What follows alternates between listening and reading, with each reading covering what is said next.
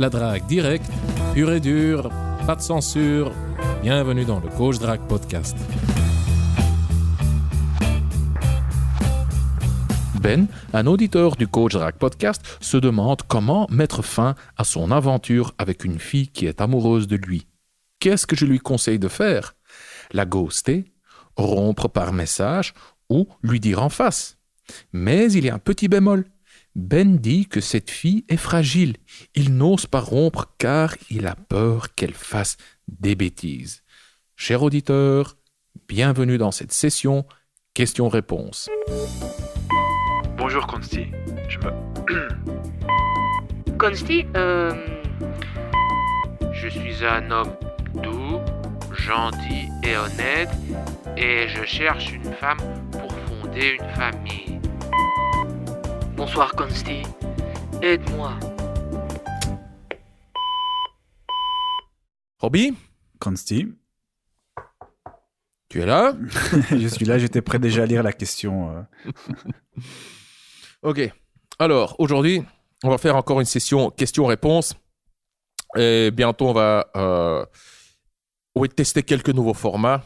Bon, cher auditeur, tu vas voir ça d'ici quelques épisodes. C'est un peu pour varier, hein, sinon ça devient monotone, on s'en lasse. Chaque fois des questions-réponses, des conversations entre moi et Robbie. Pardon. Là, j'éteins mon téléphone car je viens de me laisser distraire. Ok. Donc, aujourd'hui, on va parler de... De quoi? Oui, ça, c'est encore une question Sur d'un... les relations courtes, si j'ai bien compris. Ouais, c'est ça. Et comment mettre fin de manière propre, nette, à une relation, que ce soit courte ou longue. Yes. Je pense qu'il y a des choses à apprendre. Ok, je te propose que je commence avec la question. D'accord. Ouais. Ok. Alors, salut Consti, merci à toi et Robbie. Je suis intégré dans cette question. Merci à toi et Robbie, vous avez vraiment changé ma vie. J'apprécie particulièrement la partie développement personnel qui pour moi est un investissement long terme vraiment valorisant. Le contenu « Tu la veux, tu l'auras » est également très bon et a fonctionné. Entre parenthèses, pour un temps, mais pas grave. Dernièrement, j'ai eu du mal à me séparer d'une femme qui est tombée amoureuse de moi alors que j'ai été honnête dès le début en lui disant que je ne souhaite pas de relation amoureuse. On a couché ensemble pendant 3 mois avant qu'elle m'avoue qu'elle voudrait vraiment aller plus loin. Celle-ci était assez fragile et souffrait de mon non-engagement. J'ai eu très peur qu'elle fasse une bêtise en lui faisant comprendre que je ne voulais pas satisfaire son besoin. J'ai vraiment dû réfléchir à une approche la moins brutale possible pour la préserver. Du coup, je pense qu'un podcast ou un contenu payant, ça sera un podcast pour aujourd'hui, sur la manière de finir une relation court terme serait quelque chose qui aiderait pas mal d'hommes. Bis à toi, Consti, et pas Robbie à la fin. Cordialement, merci. Voilà. Ben. Oui, Ben. Une bise à toi aussi. Ouais. Ok, je commence? Vas-y, je t'en prie. Ok, j'ai de nouveau noté plusieurs points. Merci. Et on va commencer par le contenu de Tu la veux, tu l'auras. Tu la veux, tu l'auras est un des bouquins que j'ai écrit. Tu la veux, tu l'auras, je l'ai écrit pour les mecs qui ont des sentiments pour une fille en particulier. Le lien se trouvera dans la description. Donc, tu dis, le contenu de Tu la veux, tu l'auras a fonctionné pour un temps. Ben, c'est normal. Tout conseil, tout contenu ne fonctionne que le temps que tu l'appliques. Ça vaut en fait pour tout. Quand tu vas à la salle de muscu, ton corps s'adapte, tu développes du muscle. Dès que tu arrêtes, tu commences à perdre tout ce que tu as bâti. Le soulagement que Tu la veux, tu l'auras t'a apporté n'est effectivement que temporaire, car les émotions sont volatiles, tout simplement. Ensuite, l'enthousiasme et l'excitation liés à la nouveauté sont également éphémères. L'excitation et l'enthousiasme, l'euphorie suite à cette soudaine compréhension, ce qu'on appelle l'effet Eureka, sont éphémères. Donc, c'est juste comme ça. Si je pouvais créer un truc permanent qui changerait ta vie définitivement, je le ferais, mais souvent, enfin pas souvent, il faut c'est une question de changer de comportement et d'habitude. Donc, voilà, tant que tu appliques les conseils, ils vont marcher, mais l'enthousiasme, l'euphorie, les émotions positives liées à ces conseils vont très vite s'estomper car les émotions sont volatiles. Et ça vaut pour tout contenu. Que ce soit un bouquin, une formation au format vidéo, ou un séminaire, ou un atelier, l'excitation, les bonnes émotions sont éphémères. Voilà, bon. Ceci étant dit, on va répondre à ta question principale, qui est que faire, comment rompre, comment gérer cette situation. Donc, Ben, tu peux être honnête dès le début sur tes intentions, et c'est une bonne chose, c'est ce que je conseille, c'est une question d'intégrité, c'est une question de fiabilité. En étant honnête dès le début, tu vas bâtir de la confiance, tu vas développer une relation de confiance entre toi et elle. Mais ce n'est pas une garantie, ce n'est pas une assurance contre ou pour les complications plus tard. Donc, ce n'est pas en étant honnête dès le début que après tout va marcher sur des roulettes comme sur des roulettes. Voilà. Donc, tu peux lui dire que tu ne souhaites rien de sérieux. Tu peux lui dire ça. Mais là, on se situe purement qu'au niveau verbal. Et tout ce qui est... le niveau verbal se situe dans le néocortex. C'est la partie supérieure du cerveau. C'est ce qu'on a d'unique. Non, c'est pas vrai. Non. Pardon. Il y a d'autres mammifères qui ont ça aussi. Les dauphins, les singes, les chimpanzés, bonobos et plein d'autres animaux. Bref. Mais si vous vous voyez régulièrement, si vous faites dodo ensemble, si vous faites des câlins après avoir fait l'amour, elle s'endort sur un coucher, posée sur ta poitrine, vous dormez ensemble, si vous faites des activités ensemble, alors toi ou elle, ou bien les deux, vous risquez de vous attacher, de développer des sentiments plus profonds et voilà, une des deux parties, ou voire les deux parties peuvent vouloir plus d'engagement. Donc, le verbal, donc ce que tu lui dis, je ne souhaite pas de relation, ça se situe au niveau du néocortex, mais tous ces comportements que je viens de te décrire se situent au niveau des couches inférieures du cerveau, les couches plus primitives, dont le cerveau mammifère, et c'est le siège des émotions. Donc, c'est pas en étant honnête et en verbalisant tes attentes, les termes de la relation, que les émotions vont suivre. Je dirais même que c'est plutôt l'inverse, et tu le vois chez cette femme. On continue.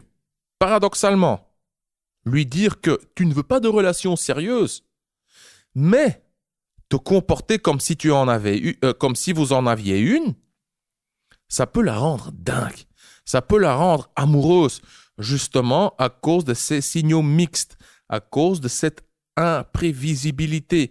Tu lui dis A, mais tu te comportes de manière B. Maintenant, si l'autre est faible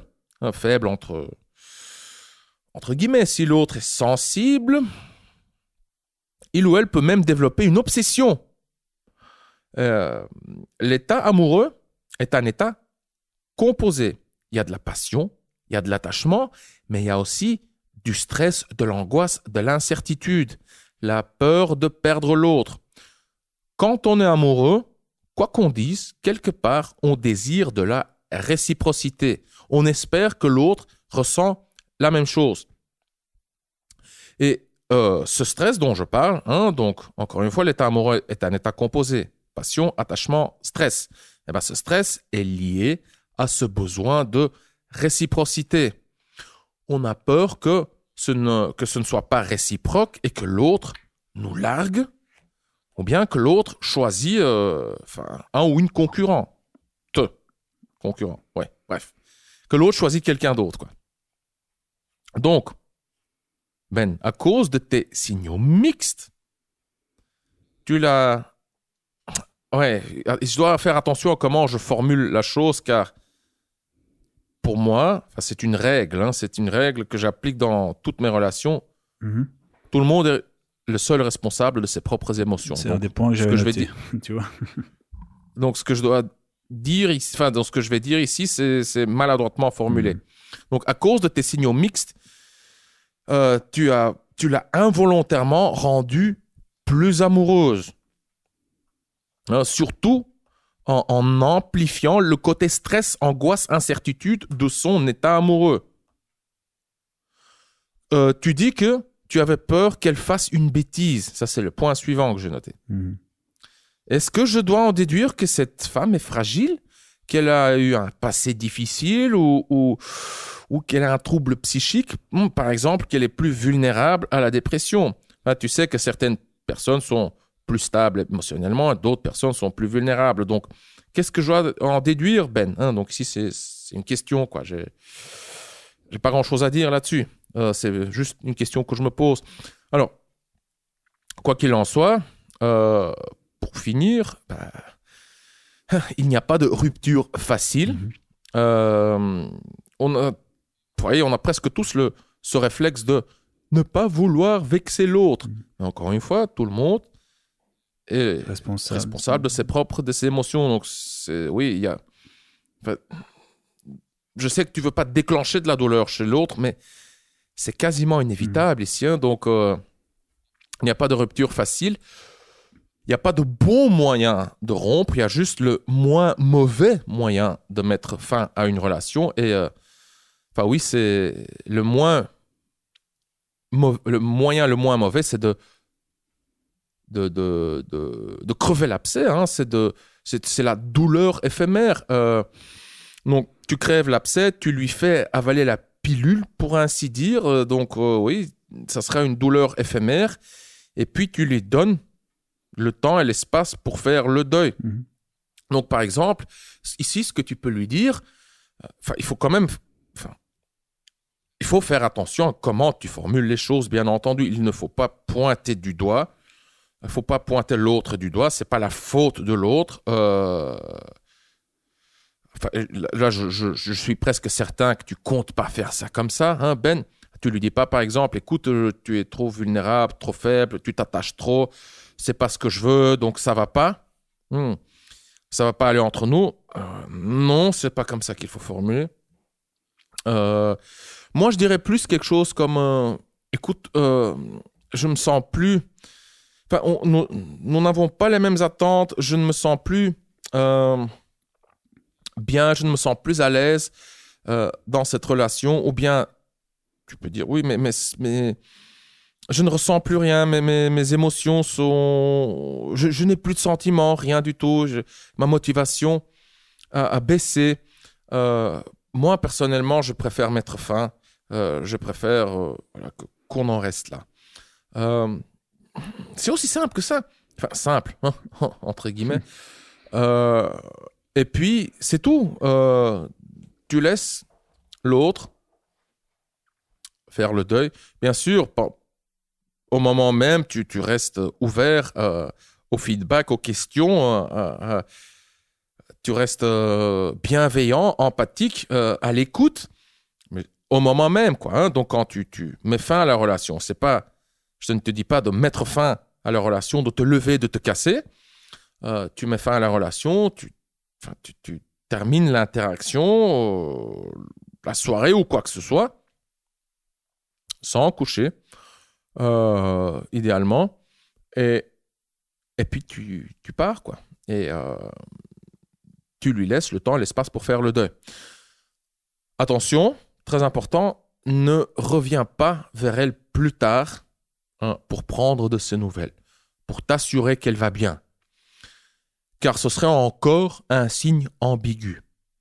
Si tu lui dis que c'est fini, mais...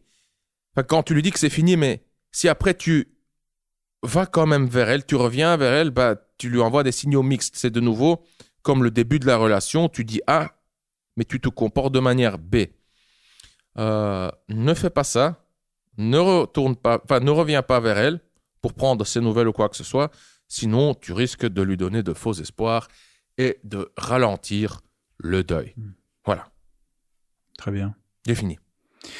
Écoute, tu as pour moi dit le plus important, je vais juste rajouter, mais c'est vraiment pour un peu rajouter quelque chose de différent, c'est que parfois ça s'estompe tout seul, c'est-à-dire que les deux parties, donc l'homme et la femme, comprennent que il y a une diminution progressive et réciproque des investissements, et donc dans le meilleur des cas, la rupture se fait naturellement. Donc il y a de l'espacement dans les messages, dans l'investissement, et voilà, il y a une sorte de rupture de commun accord et implicite. Ça arrive aussi. Donc, petite astuce, entre guillemets, astuce, je dis bien entre guillemets, puisque c'est plus une question de réduire progressivement l'investissement. Et chez certaines filles, c'est un signe qu'elles comprennent très bien et qu'elles et elles s'adaptent sur ce signal.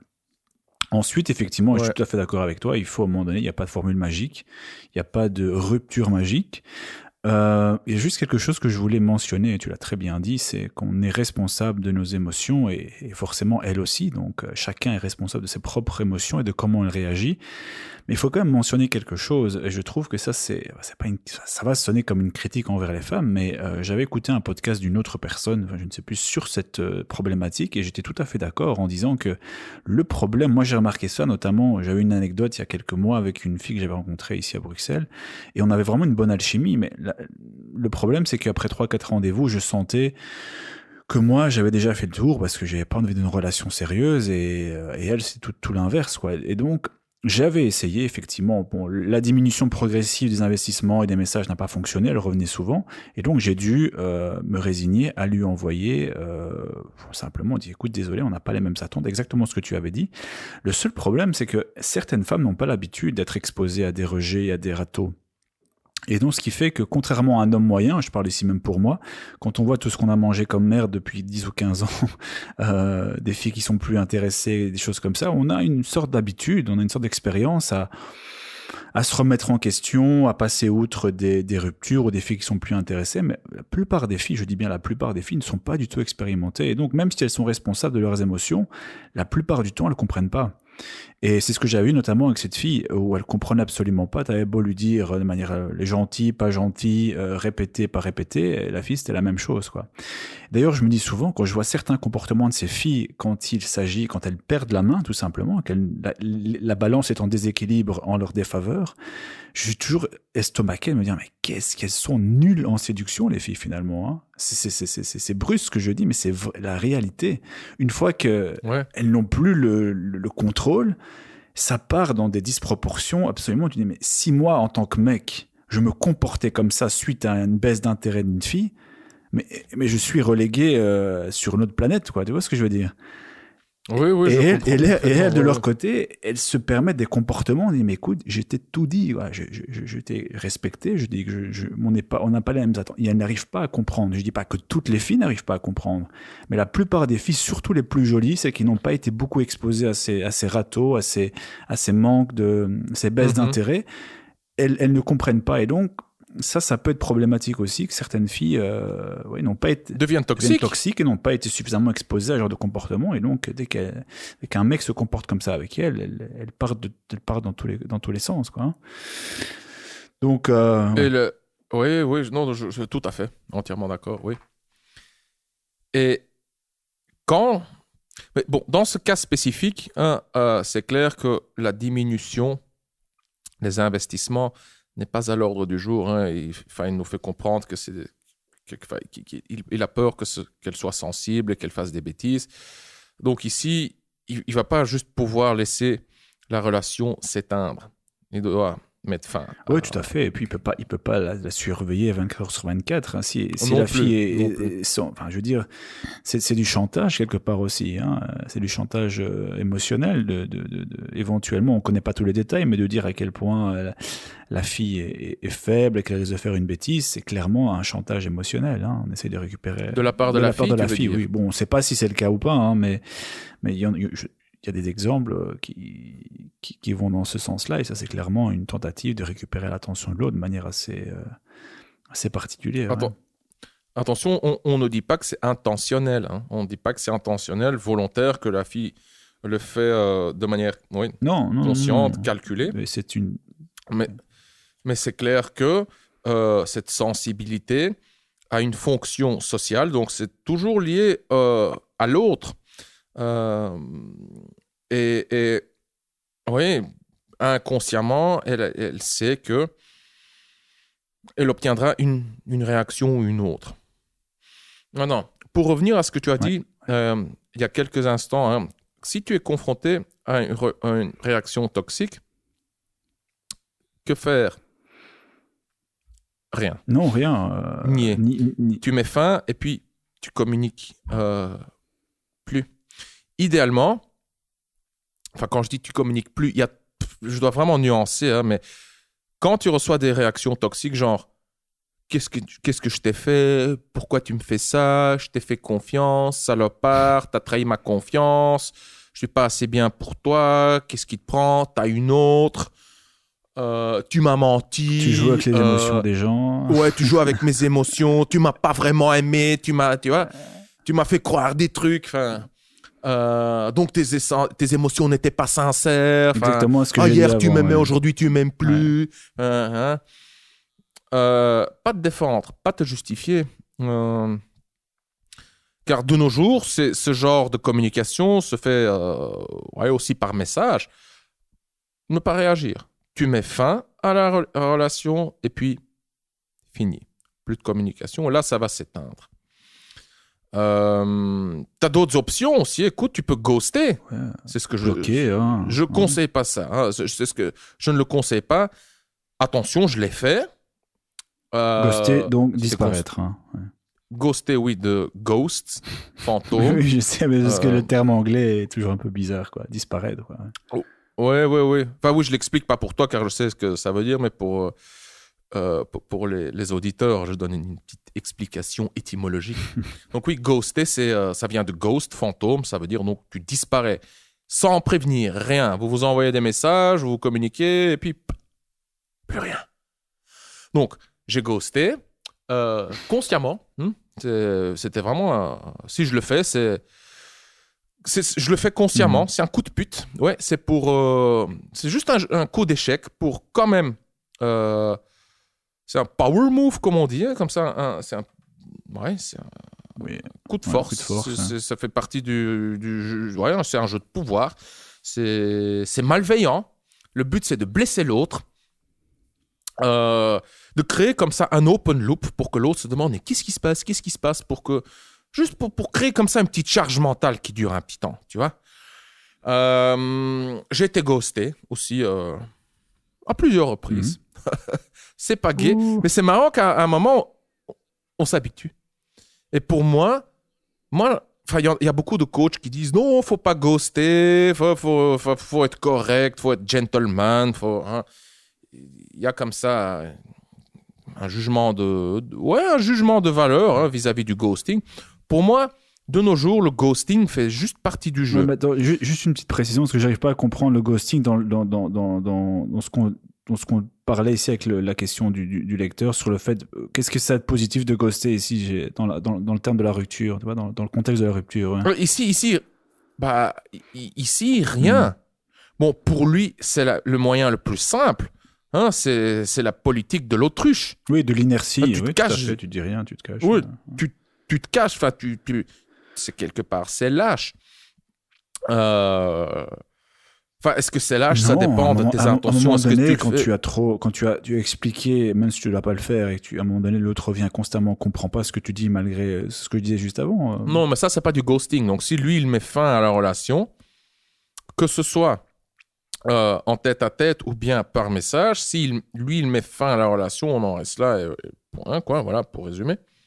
Si la fille ensuite revient avec des messages et lui, il ne répond plus, là, on peut pas parler de ghosting, quoi. Hein? Ok, donc là, tu parles vraiment de disparaître sans prévenir avant même les signes annonciateurs avant même les discussions. C'est juste sans sujet, prévenir. Ouais. C'est juste sans prévenir. Peut-être qu'il y a déjà des signes, mais s'il n'y a pas vraiment de fin... Oui, le sujet n'a pas été abordé encore concrètement. Quoi. Ouais, je comprends. Même si je vois ça ce que tu veux dire par ghosting ici. Voilà. Ok. Et si je donne juste quelques autres options, comme ça, dans l'absolu, hein. Pour lui spécifiquement, je lui conseille de rompre proprement, de crever l'abcès avec respect, empathie, bienveillance vis-à-vis de cette fille, et puis de la laisser tranquille pour qu'elle puisse faire son deuil. Ouais. Mais il y a encore d'autres options pour les relations courtes en général, comment rompre par message. Il y a quelques mois, je l'ai fait avec une relation très chouette que j'ai eue, mais à un moment, j'en avais marre. Et j'ai juste envoyé un message disant, voilà, ma motivation, enfin, je sens plus rien. Pour moi, ça n'a plus de sens. J'ai juste plus envie, plus de motivation, plus d'intérêt. Enfin, voilà, quoi. Boum, un message, fini. Ouais. Mais c'est un bon exercice, en fait, aussi, de se forcer à ce que les gens, en général, et je le suis encore ici, toi, je pense que tu peux reconnaître ce que je vais dire là, on est trop gentil par moment, et trop gentil, à un moment donné, il faut dire les choses. J'ai eu, bon, c'est complètement différent, mais c'est juste un petit aparté. J'étais à l'étranger, on en a parlé dans le podcast il y a quelques jours, et j'avais rendez-vous avec une fille au soir qui avait fait 3 heures de route pour me voir. Et dès le début, alors que bon, les photos étaient assez intéressantes, je sentais que non, il y a un truc qui passait pas. Sa façon comment elle s'était habillée, la façon dont elle s'exprimait, il y a un truc qui ne passait tout simplement pas à point de vue alchimie, tu vois. Et dans d'autres circonstances, j'aurais pu dire, écoute, ouais, elle a fait 3 heures de route. En plus, si elle doit dormir quelque part, parce qu'elle a parlé de dormir chez moi, elle devra trouver où dormir. Et je dis, ouais, bon, j'étais un peu trop gentil. Finalement, j'ai dit, non, je veux pas être gentil. Je vais simplement lui dire, écoute, désolé, mais ici, il n'y a pas d'alchimie entre toi et moi, donc... Et ça a été un bon exercice pour moi. Au lieu de dire simplement de subir toute la soirée, tu vois, une fille qui me botte pas plus que ça parce que je me sentais coupable de l'avoir fait venir, mais non, il n'y a pas à être coupable. Si à un moment donné, tu as envie d'en finir avec elle ou si tu as envie de pas continuer le rendez-vous avec elle, que ce soit 10, 15 minutes ou 1 heure, écoute, tu lui dis. Et c'est un bon exercice de s'entraîner à dire les choses de manière brute, sans tourner autour du pot. Parce que de nouveau, effectivement, elles vont mal le prendre, elles risquent de te bloquer, de te traiter de connard, etc. Mais bon, qu'est-ce que tu peux faire exactement ? Parfois, même en étant un peu plus gentil dans la forme, tu vas quand même te prendre des insultes. À partir du moment où la personne en face est responsable de ses émotions, tu sais jamais comment elle va réagir. Donc, moi, j'aime bien aussi ce côté, comme tu l'as dit, d'être un peu brut, dire, écoute, désolé pour l'instant. C'est un bon exercice, je trouve, de mettre ses couilles sur la table et dire, écoute, désolé, mais il n'y a pas d'alchimie, désolé, il n'y a plus rien qui se passe, j'ai plus d'émotions, je ressens plus rien. Oui, ça va faire mal à l'autre, mais bon, moi, je trouve que c'est un bon exercice, quoi. Très bonne. Oui, et on s'habitue. On s'habitue. Ça s'apprend. On s'habitue. Et quand on le fait quelques fois, ça fait moins peur. Je vais te donner un détail technique, cher auditeur. C'est le détail suivant. Donc, comment faire ? Donc, tu ne pointes pas du doigt ni l'autre, ni toi-même. Donc, c'est pas tu es trop ceci ou trop cela. Tu es trop gentil pour moi, tu es trop jalouse ou tu es trop je ne sais quoi. Ok ? Non. Tu ne prends pas sur toi non plus. Tu ne dis pas... il y a souvent comme ça des filles, hein, mais peut-être des mecs aussi. Hein, tu as déjà entendu cette rupture classique, genre « Oh, c'est pas toi, c'est moi, je ne suis pas où j'en suis, je ne sais pas ce que je veux, blablabla. » En fait, c'est juste une façon d'essayer de préserver l'autre, de mettre fin à la relation.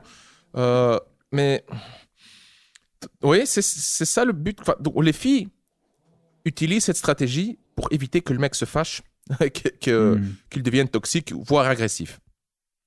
Mais c'est juste pas sincère. Donc, on élimine la question de culpabilité. Que ce soit l'autre ou toi, il n'y a pas de coupable. Donc, c'est pas ta faute, c'est pas la faute de l'autre. Ce que tu fais, tu exprimes juste tes sentiments. Tu exprimes tes sentiments. Un point, c'est tout. Tu dis, je ne suis plus motivé, j'ai perdu mon intérêt, je ne ressens plus rien. Tu vois, là-dedans, il n'y a pas de coupable. C'est juste, voilà, comment tu te sens. Et qu'est-ce qu'on peut dire à ça ?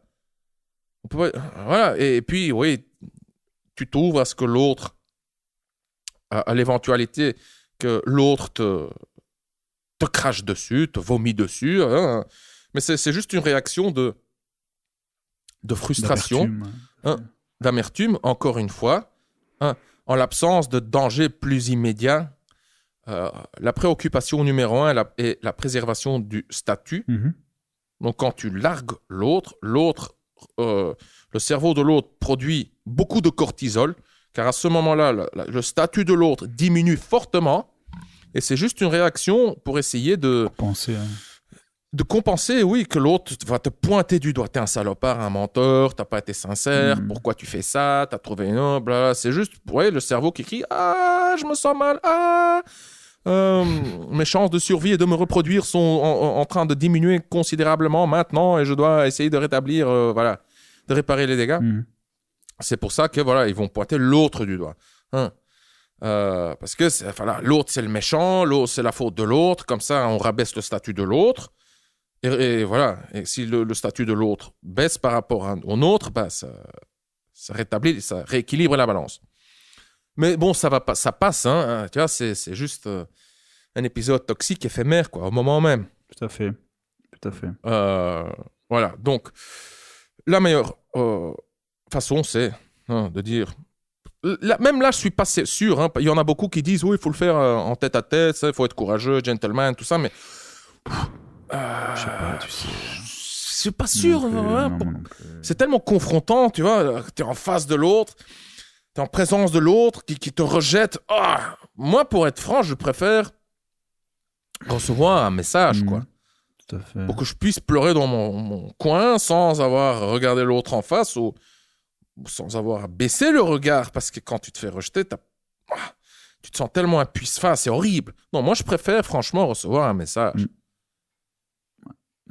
Pas d'appel, non. Je veux pas l'entendre au téléphone, car là, tu dois réagir au moment même. Tu vas essayer de sauver ta face. Oui, c'est ça. C'est des discussions un peu stériles qui vont s'en suivre. Donc, oui, tu dois réagir au moment même. Il y a ton cerveau qui part dans tous les sens, qui clignote, qui crie danger, danger, au secours. T'as pas de concentration pour réagir de manière plus ou moins adéquate. Non, je préfère recevoir juste un message. Et puis celui qui le fait, c'est pas forcément qu'il veut le faire, c'est qu'il a entendu ou qu'il pense que c'est mieux de le faire de cette manière-là, mais il n'y a pas vraiment de bonne manière. Donc, celui qui dit oui, on doit se voir face à face pour rompre, c'est parce qu'il pense qu'il a lu quelque part, on lui a dit de faire ça, mais je pense pas qu'il va se sentir différemment s'il l'a fait face à face ou par message, tu vois. C'est simplement parce qu'on dans sa tête ou dans son esprit, suivant c'est pas son éducation, c'est peu importe ses amis ou il a entendu parler, oui, c'est mieux de faire ça, de l'appeler au téléphone ou de l'avoir en face à face, mais non, de toute façon. Qu'est-ce que tu crois que l'autre ça va changer quoi que ce soit pour l'autre? Il va quand même mal le prendre, donc autant. Ici. Il faut préciser qu'on parle de relations courtes, comme celle de Ben. Oui, bien sûr. Maintenant, après une relation de 10 ans, si ta femme te largue par texto, là, tu vois... Tu ghostes ta copine depuis 10 ans. Écoute, tu disparais comme ça. Oui, clairement, non. Oui, c'était sur le court terme, on est d'accord. Oui. Voilà. Okay. Mais donc, si je suis franc, si je me regarde... si je fais une petite introspection et je me pose la question, qu'est-ce qui me ferait le moins mal? Comment est-ce que j'aimerais qu'on me largue dans ce contexte-ci, dans le contexte d'une relation courte? Ouais, clairement par message, juste. Exact.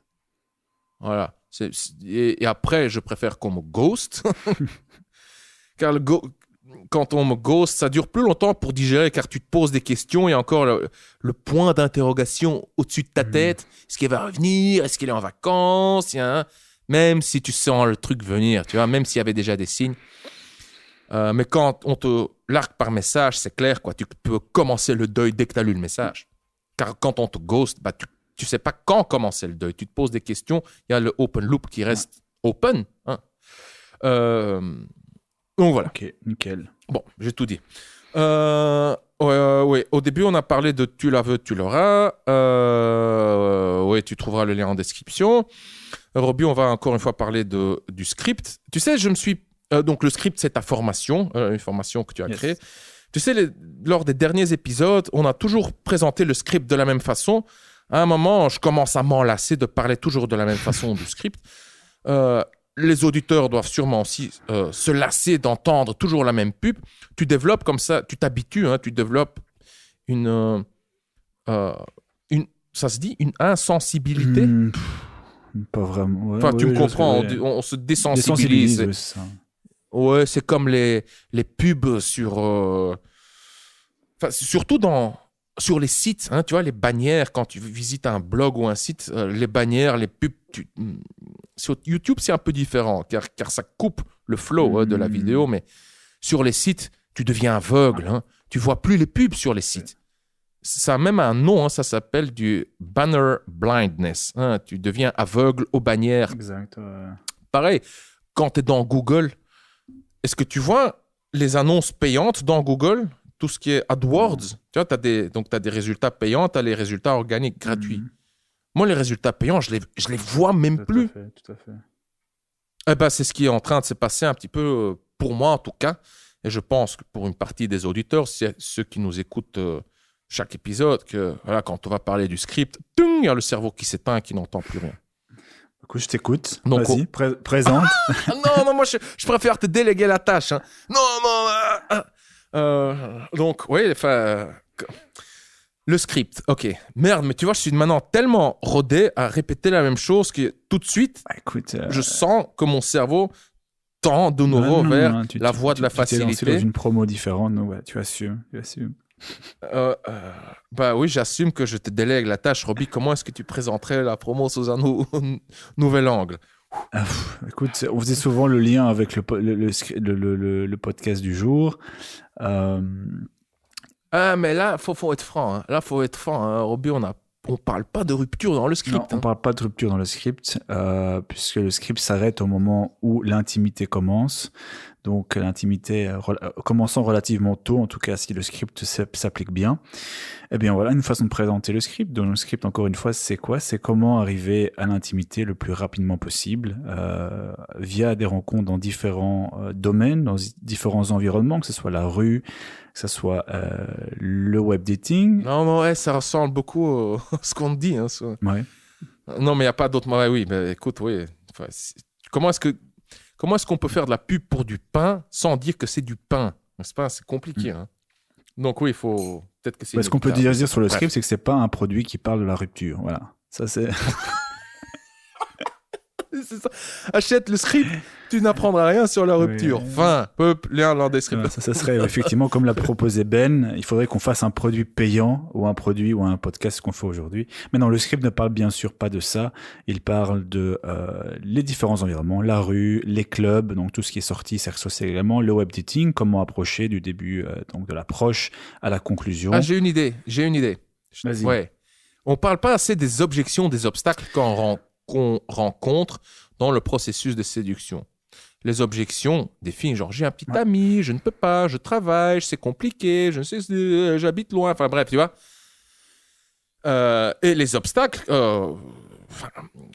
comme, je sais pas, tu as une contrainte de temps, tu dois te lever le matin. Tu as un rendez-vous, quand tu la croises, tu as un rendez-vous dans 5 minutes, comment prendre son numéro rapidement alors que tu es pressé, par exemple. Voilà. Enfin, oui.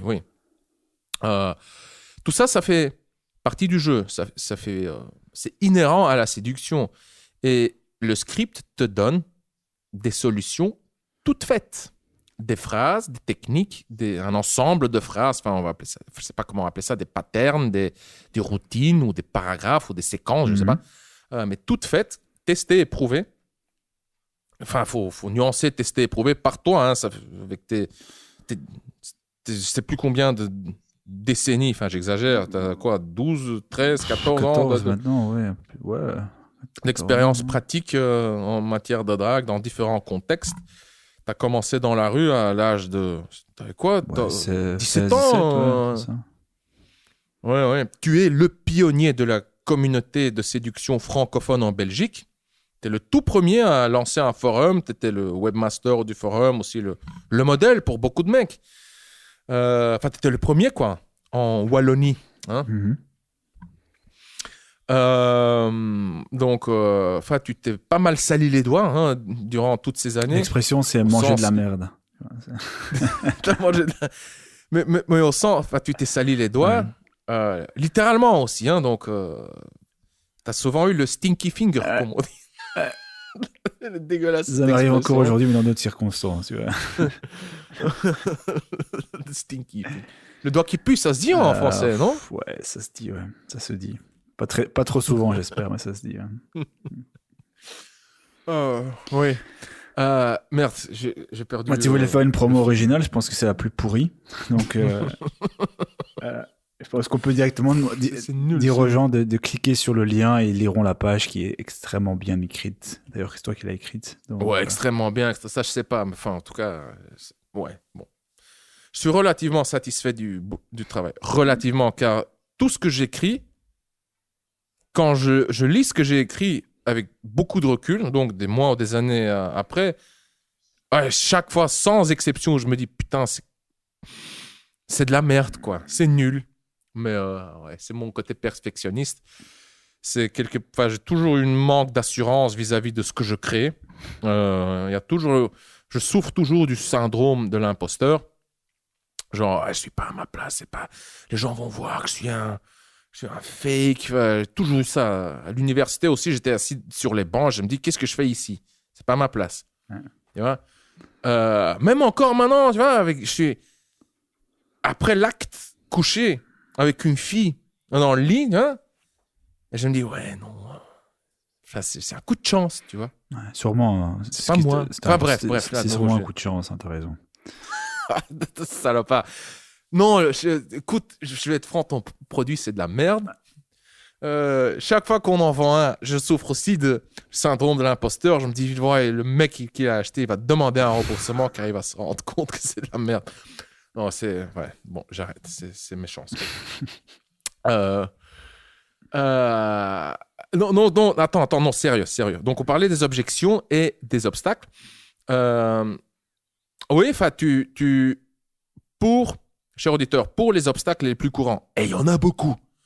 Enfin, je dirais même que les séductions sans obstacles sont une exception. Les filles qui sont open, les yes girls, comme on dit en anglais, celles qui disent oui, je suis prête, je suis intéressée, me voici, prends-moi.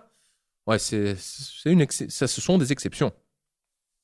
Et donc, pour les obstacles les plus courants, tu auras des solutions toutes faites, des phrases, des techniques, etc. Mais aussi juste pour rendre tes interactions plus fluides, hein, pour parcourir les étapes de séduction, tu auras des phrases, des techniques, des séquences, des trucs à dire tout fait, testé, éprouvé. C'est un peu comme un jeu d'échecs. Tu vas pouvoir analyser le jeu et anticiper le jeu quelques coups. Tu auras plusieurs coups d'avance sur la fille. Voilà. Ouais, je voulais dire encore un truc, bref, mais je pense que j'en ai assez dit. Cher auditeur, tu trouveras le lien dans la description. Roby? Yes, merci beaucoup, Vinci. Merci à toi, Roby. Ben, merci pour ta question et nous, on se voit dans le prochain épisode. À très vite. À très vite. Chers auditeurs, nous sommes presque arrivés à la fin de cet épisode. Si tu n'as pas encore fait, alors abonne-toi au Cojrac Podcast. Tu peux t'abonner à la chaîne YouTube, dans iTunes, je crois que ça s'appelle Apple Podcast maintenant, par email et sur SoundCloud. Tu trouveras les liens pour t'abonner au Cojrac Podcast en dessous de chaque épisode sur le site du Cojrac Podcast. L'adresse du site est cojrac.com/podcast. Et si tu as aimé cet épisode du Cojrac Podcast et si tu souhaites me remercier ou me donner un coup de pouce, voici ce que tu peux faire. Je t'invite à partager cet épisode du Cojrac Podcast avec un ami, un seul ami, un ami qui a besoin d'un petit coup de pouce en matière de drague. Nous avons tous un pote comme ça dans notre cercle d'amis. Tu peux lui envoyer le lien vers le podcast par texto, via WhatsApp ou via n'importe quelle autre application de messagerie. Comme ça, tu fais d'une pierre deux coups. Tu aides ton pote et tu m'aides à répandre la bonne parole. Je suis Consti de Cojrac.com. Merci d'avoir écouté le Cojrac Podcast. On se revoit dans le prochain épisode. Bonne drague.